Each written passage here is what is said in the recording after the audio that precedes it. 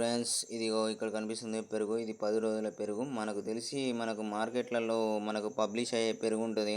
ఆ పెరుగు ఎంత క్వాలిటీ ఉందో, ఎంత కెమికలైజేషనో లేకపోతే ఏమేమి కలుపుతారో తెలియదు కానీ ఆ పెరుగు అయితే మనకు రోజు రెగ్యులర్గా వస్తూ ఉంటుంది. మరి అందులో వేడి చేసి పొద్దున్న ఉంచుతారు. మరి ఒకరోజు ముందు దాన్ని వేడి చేసి దాంట్లో అది గడ్డగట్టేలాగా చేస్తారు కావచ్చు.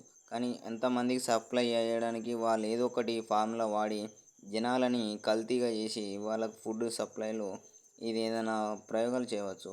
దాన్ని కవరింగ్ చేయడానికి కొన్ని మెడిసిన్ లాంటివి టెక్నిక్స్ వాడి వాటి మీద మనం అటాక్ చేయవచ్చు. దీనివల్ల మనకు అనేకమైన రోగాలు రావడం జరుగుతుంది. సో మనకు పెరుగు అనేది నిజంగా కల్తీగా వస్తుందా, కన్ఫామ్గా మంచిగా వస్తుందా, లేకపోతే ఏదైనా జెనెటికల్ హైబ్రిడేషన్ అంటే ఏదైనా ఆర్టిఫిషియల్ ఇంజెక్షన్లతోటి హార్మోన్ తోటి దాని ఉత్పత్తి జరుగుతుందనేది అబ్జర్వ్ చేయాలి. ఇది friends, bye friends, bye bye bye.